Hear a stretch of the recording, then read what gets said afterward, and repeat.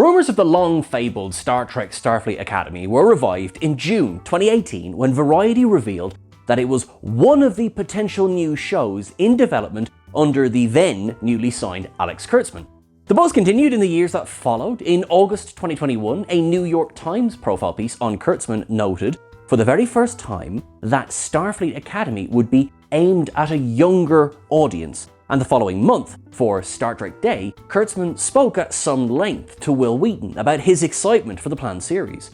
Only a few months later, in February 2022, Deadline also reported that Starfleet Academy was in development. Since then, we've had cast reveals, we've had filming commencements and completions, and even confirmation of a second season. Most recently, we finally received a teaser trailer dropped as part of the Star Trek Universe panel at San Diego Comic-Con 2025. For a show that's gestated as long as this one, there is already an abundance of information to dissect and discuss, and just because we're nice, we've gone and assembled it here for you. I'm Sean Ferrick for TrekCulture, and here is everything we now know about Star Trek Starfleet Academy. Number 11. Tale as old as future time. No one could say they haven't given this a lot of thought. In fact, the idea of setting a Star Trek at the Academy has been around for so long, almost as long as Star Trek itself, that it probably deserves tenure at the hallowed institution. It was all the way back in 1968 that Gene Roddenberry told the World Science Fiction Convention in Oakland, California, that he was talking to Paramount about making a feature film version of Star Trek that would tell the story of how Kirk, Spock, and McCoy met at the Academy. For one timeline at least, that particular encounter would have to wait until 2009. Skip ahead to the 1980s, one suggestion in the running for what would go on to become Star Trek The Next Generation was, according to Rick Berman in the 50-year mission The Next 25 Years, to set the series on a starship that was run by cadets in Starfleet Academy.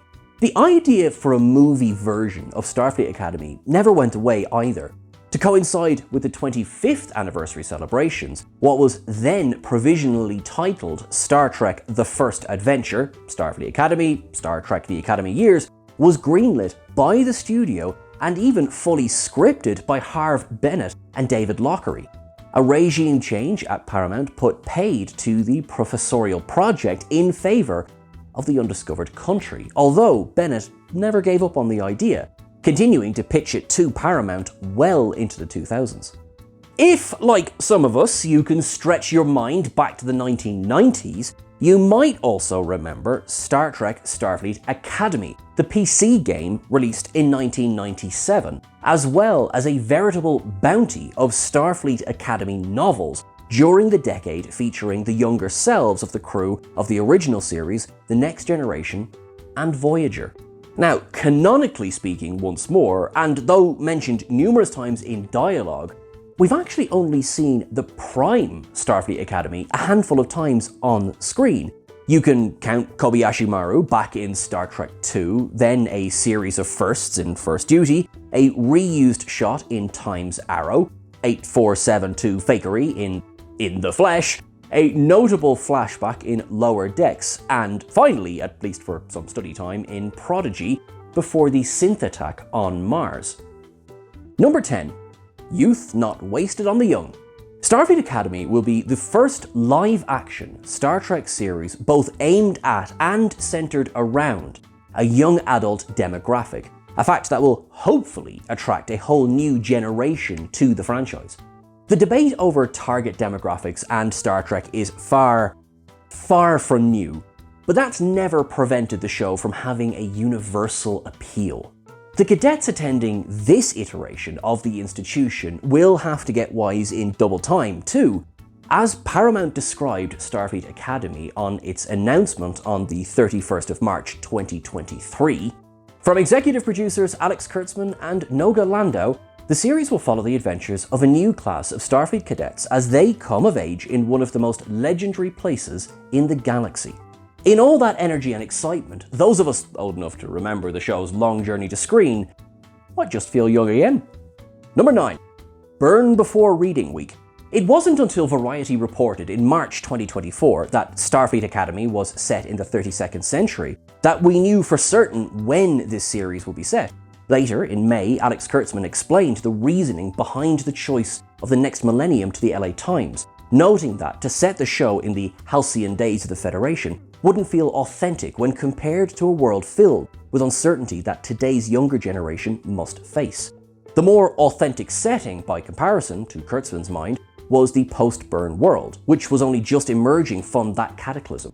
There, the new students of the Academy would be the first class back after over 100 years, and the first to re-inherit the task of exploration as a primary goal. This naturally led to the inevitable theorizing who would be crossing over from the rotating halls of Discovery to the freshly painted atriums of Academy. We would still have a bit of a wait to find that out. Number 8. Some new writers. More good news came nestled within a name on the same day as the official confirmation of Star Trek Starfleet Academy the series. Excited to announce I've joined the writer's room for this. Tawny Newsome, aka Beckett Mariner in Lower Decks and absolute must-have for any Star Trek quiz team, tweeted on the 30th of March 2023. That news for Newsome also meant being the first Star Trek cast member to become a Star Trek staff writer, telling Trek Movie, "It's rare that you get to be a first in something that you really care about. That's very meaningful to me." We can only be excited by her presence here too, and as Newsome went on to tell Trek Movie, while Starfleet Academy will continue to innovate in its appeal to a young adult demographic, all fans can be reassured that there are some real canon heads in the writer's room, including Newsome herself, to help, in her words, to keep the Star Trek of it feeling Star Trek-y. And none of that, by the way, to discount Walter Koenig's Infinite Falcon script, the animated series. Another relative newcomer, with previous writer-creator credits on the TV series Blood and Treasure, Absentia, and In From the Cold, we also now know that Academy's first episode is written by Gaia Violo, who will also serve as executive producer on the rest of the series. Number 7. Headhunter. Oscar-winning actress Holly Hunter joins Starfleet Academy as Nala Aki, captain and chancellor of the newly reopened institution, presiding over both the faculty and a new class of Starfleet cadets as they learn to navigate the galaxy in the 32nd century, as the Variety article first reported it, with her character's name finally revealed in the recent teaser trailer. During the Starfleet Academy San Diego Comic-Con 2024 panel, Alex Kurtzman heaped on the praise for Hunter, calling her unbelievable, just incredible. Kurtzman went on to state, somewhat cryptically, that she is going to be a very different kind of Chancellor and Captain. This cryptic description finally made sense with the reveal that Starfleet Academy was not simply an institution, but also a starship, the USS Athena. This will serve both as the locale for the new class of Academy and the hero ship for the series, in a franchise first for Star Trek. Hunter's character has also been revealed as half Lanthanite, though perhaps not as long-lived as a full Lanthanite, like Carol Kane's Pelia in Star Trek Strange New Worlds. Aki is sure to have lived through some major moments in Starfleet's past. This also opens up the door for a first-hand account of the burn itself, and, depending on her age, perhaps even an eyewitness account of the temporal wars. Sandro Rosta plays a key role as the audience's window into the show as a new cadet, Caleb Meir. One of the key relationships really is between Holly's character and this cadet, Kurtzman said in the exclusive first look at Academy published in Entertainment Weekly.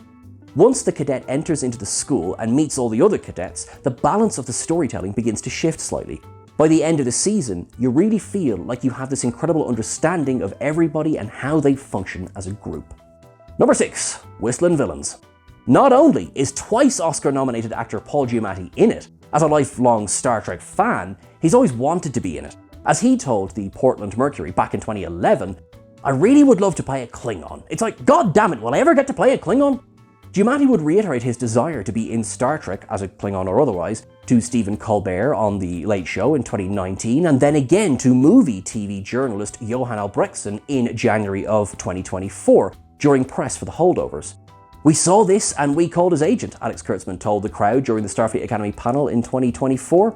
Giamatti, we now know, will be playing the half-Klingon, half-Tellarite villain Nus Bracca, a recurring character who has an ominous past with one of the Academy cadets. Co-showrunner and executive producer Noga Landau also revealed that Giamatti had been given the choice between several different characters.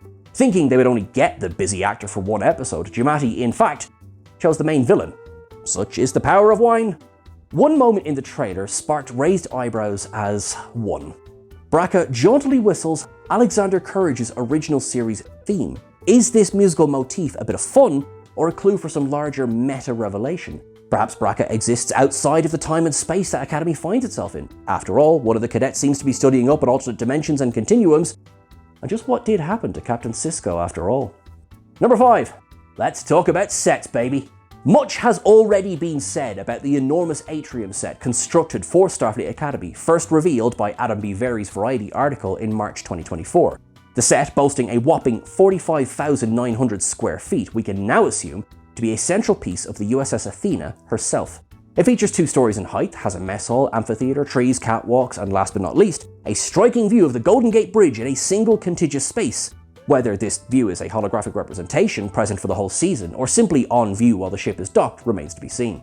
The captain's chair and Athena's bridge were also revealed, featuring glass partitions, a wide view screen, and what looks to be programmable matter on the captain's armrests. The central dais is raised, reminiscent of Commander Krug's Bird of Prey from Star Trek III. Let's hope the Athena's gunner has slightly better aim. In the teaser trailer, we see Giamatti's Braca whistling this jaunty tune as he walks down a hallway, the same hallway shown to be, assumedly, part of the Athena, while Caleb Meir takes a stroll.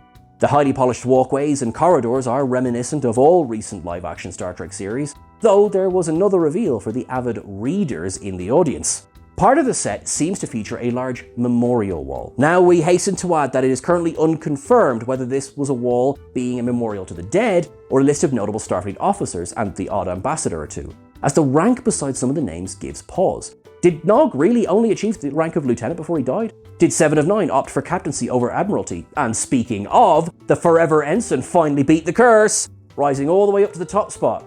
Fair play, Harry, fair play. Can we just do one thing? Can we check if Hugh Culber's feeling alright? I don't like that his name is there. Number 4. Roll call. We've already discussed Captain Holly Hunter and Chief Mischief Maker Paul Giamatti, but who else will we be seeing walk the hallways of Starfleet Academy? Well, first we have Caleb Meir, played by Sandro Rosta, an orphan with a troubled past. Next is Jay Den Krag, played by Kareem Day-Unay, a young Klingon who dreams of becoming a medical officer. Then we have Series Acclamation Mill, or Sam, played by Karis Brooks, the first Casquian to attend the Academy. She was also revealed to be a hologram at SDC 2025, which immediately connects her to another member of the cast we'll discuss in a few moments. Darum Rainey, played by George Hawkins, will feature as an aspiring captain from the wealthy Keonian homeworld. Our final cadet to date that we know of is Genesis Lythe, played by Bella Shepard, a Dar Shah and Admiral's daughter looking to find her own way in Starfleet.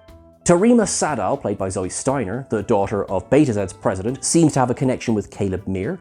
Before we discuss those further cast members who did appear in the trailer, there are 2 notable missing faces from the lineup. Number 3. Teases Tilly while the man warms up.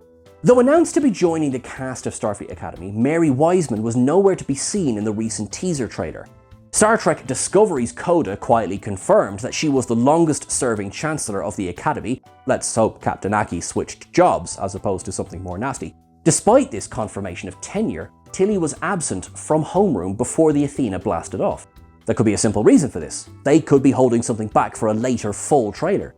This seems smart, as one doesn't want to give too much away before the ship leaves space dock, but still, it would have been nice to see Wiseman smile.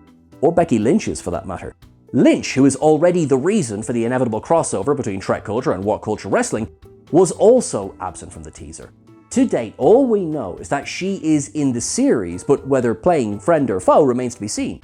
Lynch, which is of course the stage name for Rebecca Quinn, announced that she would be part of the bridge crew, though she never specified which bridge, while also joking, when you've already been champion of the world, there's really only one place to go next, to the stars.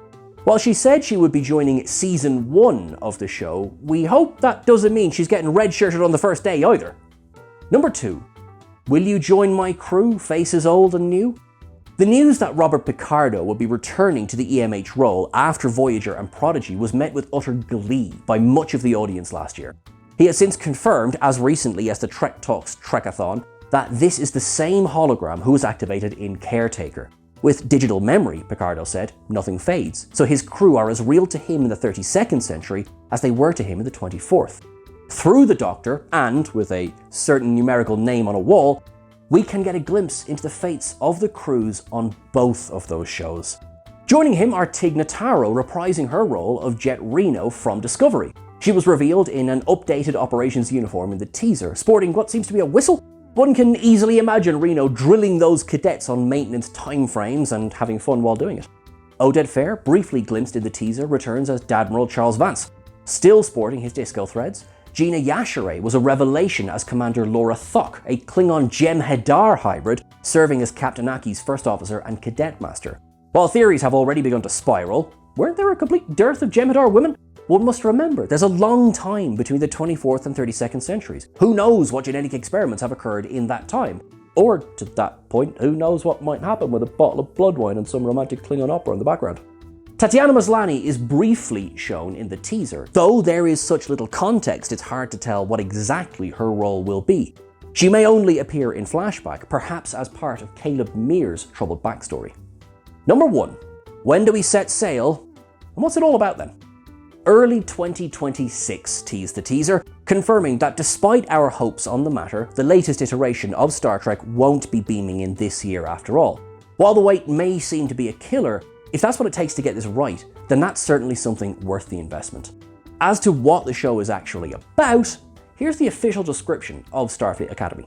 Star Trek Starfleet Academy introduces viewers to a young group of cadets who come together to pursue a common dream of hope and optimism. Under the watchful and demanding eyes of their instructors, they discover what it takes to become Starfleet officers as they navigate blossoming friendships, explosive rivalries, first loves, and a new enemy that threatens both the Academy and the Federation itself. The show promises to be both a renewal and refresher for the franchise, which has admittedly become a little muddled in recent years. Our hopes rest on Starfleet Academy to offer a fresh new look at the final frontier, with wide, excited eyes, and more than a little knowing nods at times and faces gone by. We will, of course, be sure to keep you updated as and when new information comes out. And that is everything so far. Thank you so much for watching along. I want to give a massive thanks as well to Jack Healy, who was instrumental in putting together the research for this video. So thank you so much, Jack. And thank you so much, Brandon, who had the perhaps unenviable job of trying to make a video out of what we've just sent him. So Brandon, you're a bit of a legend. Folks, thank you so much for watching along. You are awesome. You are wonderful. Please make sure you're following us on the various socials. We're at TrekCulture, at TrekCultureYT on Instagram. I'm at Sean Ferrick on the various socials as well. Easy to find. If you want one of these, you can grab one in the link below the description of this video. And thank you so much, everyone who already has. I am loving seeing the pictures. I am so excited for Star Trek Academy. That teaser trailer has only made me more excited. We discuss it in podcasts. We're going to be discussing it. Let's be honest, you're going to be sick of how much we're discussing it. I'm giving you fair warning. As new stuff comes out, we're going to bring it straight to you. Folks, you look after yourself until I see you again. Let's hope. Let's put some joy and some kindness out in the universe because we can. Because we can. Thank you very much. Live long and prosper, and I'll chat to you soon.